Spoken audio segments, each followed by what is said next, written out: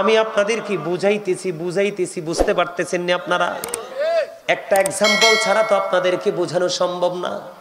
এবার আল্লাহর নবী ইদ্রিস আলাইহিস সালাম প্রশ্নের সঙ্গে সঙ্গে উত্তর দিলেন, আহারে মরণ, আমার কাছে আমার মরণটা এমন মনে হয়েছে গো, জীবিত একটা প্রাণীকে অথবা জীবিত একটা মানুষকে, জিন্দা একজন মানুষকে পা থেকে চামড়াটা মাথা পর্যন্ত ছুলে ফেললে যেমন হয়, অথবা মাথা থেকে পা পর্যন্ত চামড়াটা তুলে ফেললে একটা মানুষের জিন্দা থাকা অবস্থায় যেমন লাগে রে, আমার কাছে মৃত্যুটাকে তেমনই মনে হয়েছে। এবার সঙ্গে সঙ্গে গায়েব থেকে আসলো আওয়াজ আসলো, যদি আপনি একটা কন্ডিশনে আসতে পারেন, আল্লাহ রাব্বুল আলামিন বলে দিয়েছেন আল্লাযীনা আমানু, যারা ঈমান এনেছে, ওয়া কানু ইয়াত্তাকুন, এবং তাকওয়া অবলম্বন করেছে, লাহুমুল বুশরা, তাদের জন্য সুসংবাদ, ফিল হায়াতিদ দুনিয়া, দুনিয়ার জীবনে, অফিল আখিরা, এবং পরকালের জীবনে। জোরে জোরে সুবহানাল্লাহ। প্রথম হলো আপনি ইমানদার হতে হবে। দ্বিতীয়ত হলো বন্ধু, ইমান আনার পরে আপনি আল্লাহকে ভয় করতে হবে। তারপরে আপনার জন্য নিয়ামত, লাহুমুল বুশরা ফিল হায়াতিদ দুনিয়া ফিল আখিরা, দুনিয়া এবং আখিরাত উভয় জাহানে আপনার নিয়ামত। জোরে জোরে বলুন না সুবহানাল্লাহ। এই নিয়ামত বন্ধু আমি বলতেছিলাম ইদ্রিস আলাইহিস সালামের কাছে ছিলাম, মনে আছে? ছোট্ট করে নবীর স্মরণ কিভাবে করবেন, নবীর মর্যাদা কত, আল্লাহর স্মরণ কিভাবে করবেন বুঝাই দিলাম একটা টপিক্সের মাধ্যমে। ভালো লাগছে নি? মনে রাখবেন তো, এটা মুখস্থ রাখার চেষ্টা করবেন তো বন্ধুরে আমার। আমি আপনাদেরকে একটা এক্সাম্পল দিই। ওই জীবনের প্রথম ধাপ হলো আপনার মৃত্যু। কি? মৃত্যু না হলে কিন্তু ওই জীবন শুরু হবে না। ওই জীবন শুরু হতে হলে আপনার মৃত্যুবরণ করতে হবে। আল্লাহর একজন নবী হযরত ইদ্রিস আলাইহিস সালাম, উনি বন্ধু রোজা রাখতেন, ইফতার গুলো উনি জান্নাত থেকে আসতো। ইফতারি করার পরে যখন তিনি বন্ধু ইফতার গুলো অবশিষ্ট যেগুলো থাকতো, আবার এগুলো রিটার্ন বন্ধু ফিরে যেত জান্নাতে। এমন পাওয়ারফুল নবী তিনি ছিলেন বন্ধু। একদিন এক ব্যক্তির সুরতে আজরাইল আসলেন ইদ্রিস আলাইহিস সালামের সাথে দেখা করার জন্য। গভীর খেয়াল বন্ধু, দেখা করার জন্য যখন আসলো, আসার পর ইদ্রিস আলাইহিস সালাম ওই ফেরেশতাকে কিছু খাবার খাইতে দিলেন, আপ্যায়ন করলেন, তিনি কোনো কিছু গ্রহণ করলেন না। উনি বলতেছেন, নবী গো চলুন আপনাকে নিয়ে একটু ভ্রমণ করব। ভ্রমণের জন্য যখন বের হয়ে গেল, বের হওয়ার পরে বন্ধু ঘুরতে একটা পর্যায়ে তিনি আবার একত্রিত হলেন। একত্রিত হওয়ার পরে এবার ইদ্রিস আলাইহিস সালাম ওনাকে প্রশ্ন করলেন, আপনি কে? কই আমি হলাম মৃত্যুদূত আজরাইল। কই কেন এসেছেন আমার কাছে? আমার কি মৃত্যুর সময় চলে আসলো নাকি? না না, আপনার মৃত্যুর সময় হয়নি, আমি আপনার সাথে বন্ধুত্ব একটা বন্ধন তৈরি করার জন্য এসেছি। জোরে জোরে বলুন না সুবহানাল্লাহ। একটা বন্ধন তৈরি করার জন্য এসেছি। এবার ইদ্রিস আলাইহিস সালাম তিনি বললেন, আমার সাথে বন্ধন করতে হলে আপনাকে 3টা শর্ত মানতে হবে। কয়টা শর্ত? প্রথম হলো আমাকে একবার মরণ দিতে হবে।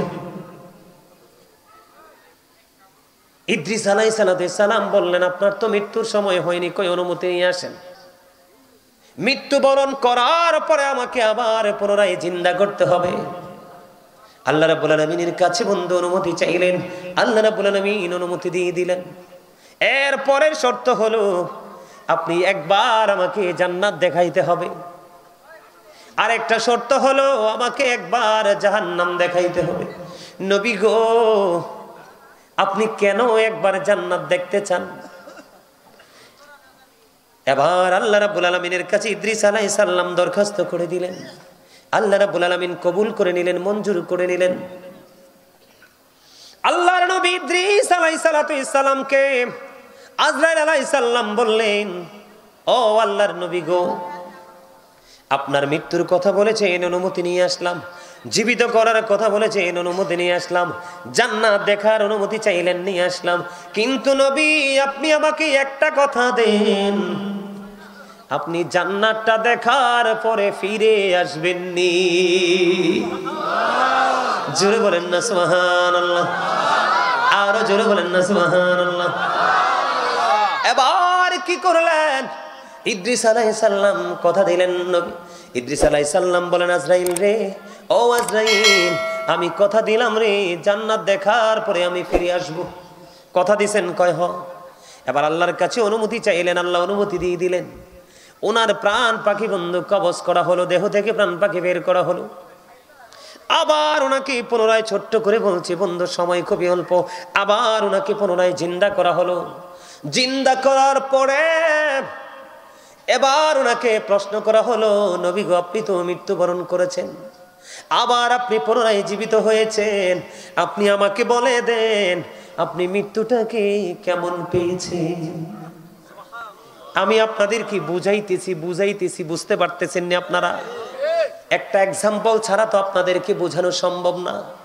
এবার আল্লাহর নবী ইদ্রিস আলাইহিস সালাম প্রশ্নের সঙ্গে সঙ্গে উত্তর দিলেন, আহারে মরণ, আমার কাছে আমার মরণটা এমন মনে হয়েছে গো, জীবিত একটা প্রাণীকে অথবা জীবিত একটা মানুষকে, জিন্দা একজন মানুষকে পা থেকে চামড়াটা মাথা পর্যন্ত ছুলে ফেললে যেমন হয়, অথবা মাথা থেকে পা পর্যন্ত চামড়াটা তুলে ফেললে একটা মানুষের জিন্দা থাকা অবস্থায় যেমন লাগে রে, আমার কাছে মৃত্যুটাকে তেমনই মনে হয়েছে।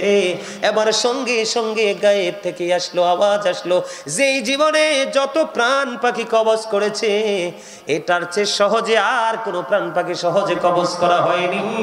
এবার আজরাইল উত্তর দিয়েছে, নবী গো, আমি এই পর্যন্ত যত প্রাণীর জান কবজ করেছি এত আরামে এত এহসানে আর করিনি। আল্লাহু আকবার। আমি আপনাদেরকে এক্সাম্পল দিয়েছি বন্ধু বোঝার জন্য। নবী, আল্লাহর নবী, তাদের প্রাণ হরণ করা, তাদের জান কবজ করা একটা স্পেশাল নিয়ম তো আছে, ঠিক কিনা বলেন? এটার মধ্যেও যদি এমন বক্তব্য দেয় তাহলে বন্ধু শেষটা কেমন হতে পারে, ভয়ঙ্করটা কেমন হতে পারে? আদবের সাথে সফট যে এটা যদি এমন হয় তাহলে কঠোরতাটা কেমন হতে পারে? মূসা কালিমুল্লাহ যখন পৃথিবী ছেড়ে চলে গেলেন বন্ধু, ওনাকে প্রশ্ন করা হলো, আপনি আপনার মরণটাকে কেমন পাইছেন? তিনি উত্তর দিয়ে দিলেন, আমি আমার মরণটাকে এমন মনে করেছি, আমার কাছে আমার মৃত্যুটাকে এমন মনে হয়েছে গো, আমার কাছে মনে হয়েছে জীবিত একটা চড়ুই পাখিকে উত্তপ্ত তেলের কড়াইয়ের মধ্যে ছেড়ে দিলে ওই চড়ুই পাখিটার যেমন অবস্থা হয়, আমি মূসার কাছে মরণটা ঠিক তেমনই মনে হয়েছে। জোরে জোরে বলুন আল্লাহু আকবার। আল্লাহ রাব্বুল আলামিন 8 জন নবীকে স্বর্গীয় উপাধি দিয়েছেন। কয়জন নবী? 8 জন নবীকে স্বর্গীয় উপাধি দিয়েছেন। একজন হলো আপনার আমার প্রাণের নবী ও বন্ধু, আর একজন হলো আদম সফিউল্লাহ, নূহ নাজিউল্লাহ, ইব্রাহিম খলিলুল্লাহ, ইসমাইল জবিউল্লাহ, দাউদ খলিফাতুল্লাহ, মূসা কালিমুল্লাহ, ঈসা রুহুল্লাহ, মূসা কালিমুল্লাহ। আল্লাহর সাথে মূসা কালিমুল্লাহ কথা বলেছেন। মূসা স্পোক টু আল্লাহ। জোরে জোরে বলেন না সুবহানাল্লাহ।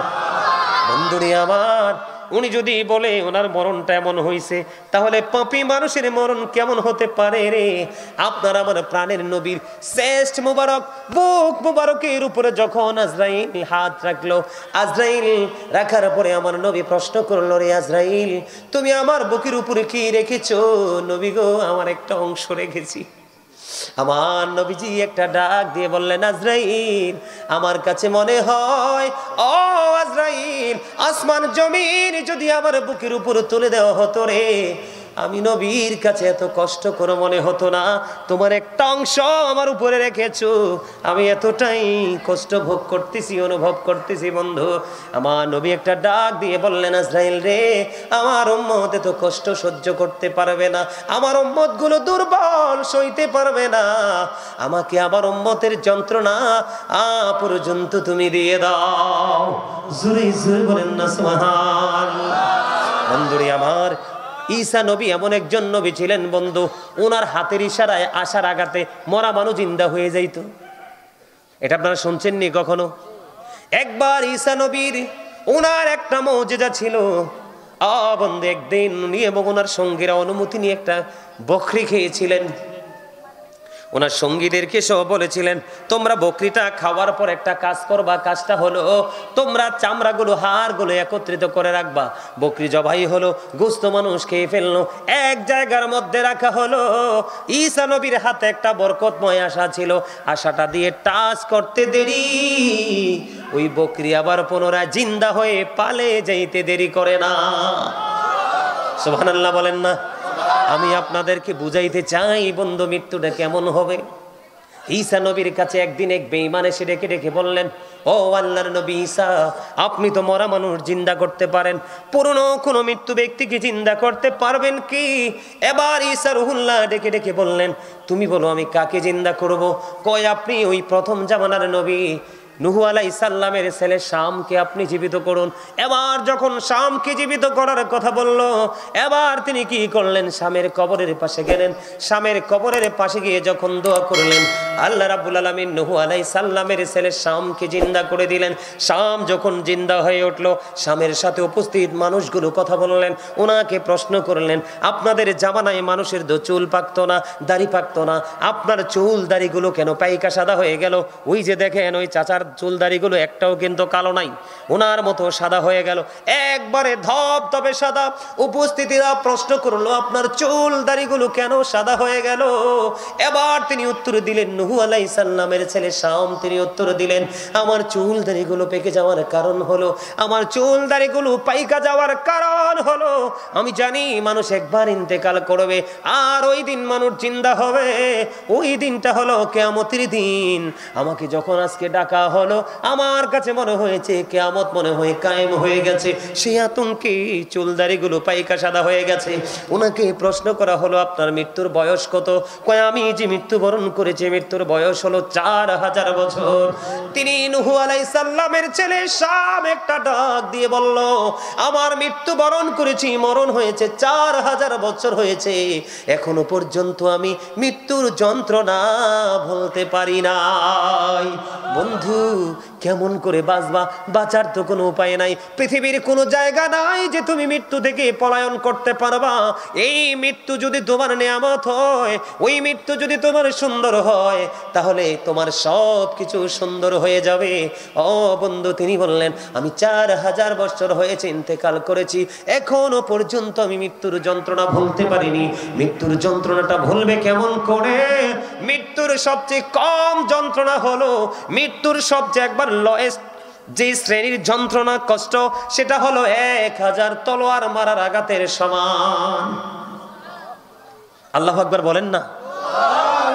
একটা মানুষের বডিতে যদি 1000টা তলোয়ার দিয়ে আঘাত করা হয়, সহ্য করা যাবে? কেমন হবে যন্ত্রণা? 1000টা আঘাত যদি লাগায় বন্ধু, একদিকে 1000টা তলোয়ারের আঘাত, আর একদিকে আপনি যখন ডাক্তারের কাছে যাবেন, একটাকে সেলাই করবে, ওই দিক দিয়ে এক যন্ত্রণা, যন্ত্রণার কোনো শেষ নাই বন্ধু। একটা আপনাকে আংশিক একটা ধারণা দিয়ে দিলাম, হাদিস শরীফের মধ্যে এসেছে মৃত্যুর সবচেয়ে কম যন্ত্রণা হলো 1000 তলোয়ার মারার আঘাতের সমতুল্য। আওয়াজ তুলে বলুন আল্লাহু আকবার। এই যন্ত্রণা থেকে, মৃত্যুর যন্ত্রণা থেকে বাঁচতে চান কি চান না? কবরের আযাব থেকে বাঁচতে চান কি চান না? ওই হাসরে নেয়ামত চান কি চান না? নবীজির দিদার চান কি চান না? আরো জোরে বলেন। সবাই চান। চাইলে আপনাদেরকে ওই যে বলেছি আল্লাহর কোরআন থেকে, আল্লাযীনা আমানু, যারা ঈমান এনেছে, তার মানে ঈমানদার হতে হবে, ওয়া কানু ইয়াত্তাকুন, এবং তাকে অবলম্বন করেছে, তার মানে ভয় করতে হবে। লাহুমুল বুশরা, তাদের জন্য সুসংবাদ, ফিল হায়াতিদ দুনিয়া ফিল আখিরাহ। আল্লাহ রাব্বুল আলামিন বলেছেন, ঈমান আনার পরে, ঈমানদার হওয়ার পরে যদি অন্তরে ভয় রেখে জীবন যদি তুমি পরিচালনা করতে পারো, তোমার জন্য গুড নিউজ হলো দুনিয়াতে এবং আখিরাতে। তার মানে কবর যেমনটি হোক বন্ধু, আমি কি পজিটিভ দিক নিয়ে একটু আলোচনা করবনি? কথা বলেন, করব? জান্নাতের মধ্যে বন্ধু মিনিমাম 100টি স্তর আছে। কয়টি? মিনিমাম 100টি স্তর আছে। আপনার কত জায়গার প্রয়োজন, আপনার কত সোনার প্রয়োজন, আপনার কত অর্থের প্রয়োজন, আপনি যদি জান্নাতি হন, আপনার যে ঘরটা সেটা পুরোটাই হবে সোনার তৈরি। আপনার কত স্বর্ণের প্রয়োজন, আপনার কত বিশ্রামের প্রয়োজন। জান্নাতের একটা বৃক্ষ এত বিকট হবে, এত বড় হবে রে, পৃথিবীর সবচেয়ে দ্রুতগামী যেই ঘোড়াটা, যেই হর্স মানে রান ফাস্ট, ঠিক কিনা বলেন? ঘোড়া কি দৌড়াইতে পারে কিনা বলেন? ফাস্ট না স্লো? বন্ধুরে আমার, যেই ঘোড়াটা অত্যন্ত দ্রুত গতিতে দৌড়াতে পারে গোটা পৃথিবীর, এই রকম একটা ঘোড়া যদি জান্নাতের একটা গাছের ছায়ার নিচে 100 বছর দৌড়ায়, তারপরেও জান্নাতের ওই গাছের ছায়া ঘুরে শেষ করতে পারবে না। বন্ধু, এই যে পৃথিবী, জান্নাতের একটা চাবুক রাখার যে জায়গাটা, ওই জায়গাটা দিয়ে যদি পৃথিবীটাকে বিনিময় করেন লাভ হবে না। একটা চাবুক পরিমাণ রাখার জায়গা, ওই জায়গাটা সমস্ত পৃথিবীর চাইতে আরো উত্তম। 100টা স্তর আছে জান্নাতের মধ্যে বন্ধু, একটা স্তর থেকে আর একটা স্তরের দূরত্ব মিনিমাম 100 বছরের রাস্তা। জোরে কন্যা সুবহানাল্লাহ, আর জোরে বলেন সুবহানাল্লাহ। বন্ধুরে আমার, জান্নাতে যে যাবে, জান্নাতি যে হবে, তাদের সিমটম হবে বড় ব্যতিক্রম। আমি আপনাদেরকে বলি, এই যে আমি একটু আগে আপনাদেরকে জিকিরের কথা বললাম না, এই এই তুমি সামনে আসো, এখানে আসো, তুমি হ্যাঁ আসো, এখানে আসো, আচ্ছা বড় এই চাচা আপনি একটু ফ্রি হয়ে বসেন। তার যে মনের কত কথা দুইটার, আমার মনে হয় আজকে আমার ওয়াজ শেষ হবে, দুজনের মনের কথা শেষ হবে না, এই জন্য একটু আলাদা করে দিলাম। ঠিক আছে না? ঠিক আছে বন্ধু, আমার দিকে তাকান। আমি কি বলতে চাই আপনাদেরকে, এই যে আমরা জিকির করতেছি জবানে না, শুনতেছি কি, হাঁটছি কি দিয়া, আছে না নাই, দেখছেন কি দিয়া, ঠিক কিনা? এখন বাঁচতে হলে তো নিঃশ্বাস নিতে হবে, নিঃশ্বাস নিয়েছেন কি দিয়া, নাক দিয়া, আছে না নাই? আমি আপনাদেরকে মজা বোঝাচ্ছি জিনিসটার গুরুত্ব বোঝানোর জন্য।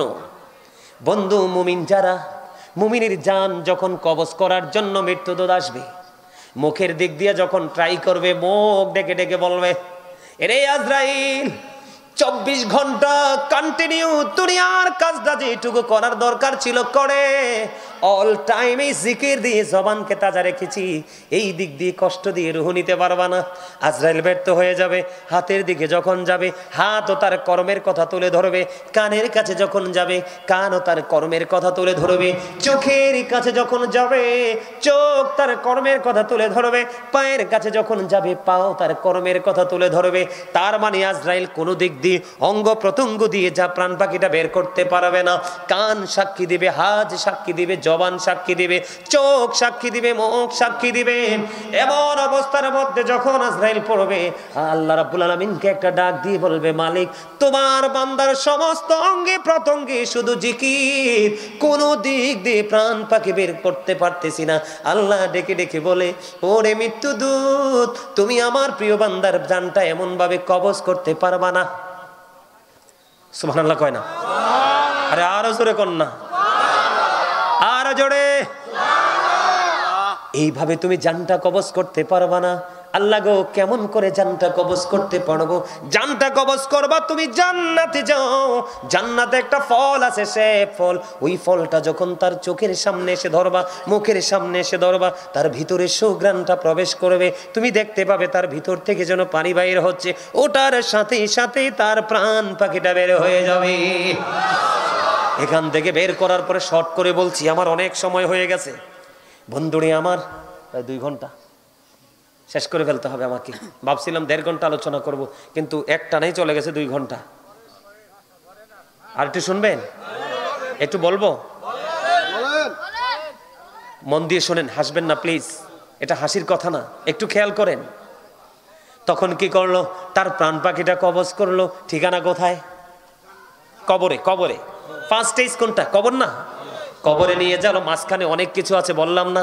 কবরে যখন নিয়ে যাওয়া হলো, ফেরেশতা আসলো, বললো, কালো চোখে, কালো নীল চক্ষু বিশিষ্ট বন্ধু, নীল বর্ণের ফেরেশতা আসলো কবরে। আসার পরে তাকে প্রশ্ন করলো, তোমার রব কে? আল্লাহ। দিন কি? ইসলাম। তোমাদের মধ্যে যিনি এসেছিলেন তিনি কে? তিনি হলেন আল্লাহর প্রিয় বান্দা এবং আল্লাহর প্রিয় হাবিব। সাক্ষী দিয়ে দিবে। সাক্ষী দিতে দেরি ওই ফেরেশতারা মুনকার নাকির দুজন ডেকে ডেকে বলবে, আমরা জানতাম তোমরা সে উত্তর, তুমি সেই উত্তরটা দিবে। সুবহানাল্লাহ বলেন না? দেখেন মুমিনের কি স্টেজ, মুমিনের কি পাওয়ার, মুমিনের কি মর্যাদা।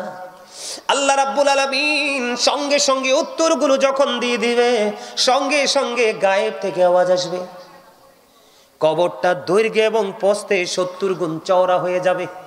সুবহানাল্লাহ বলেন না। জীবনে আমরা উপর দিয়ে কিন্তু সেটা দেখবো না, ভিতরের দিক দিয়ে দৈর্ঘ্য এবং প্রস্থে 70 গুণ বন্ধু চওড়া হয়ে যাবে।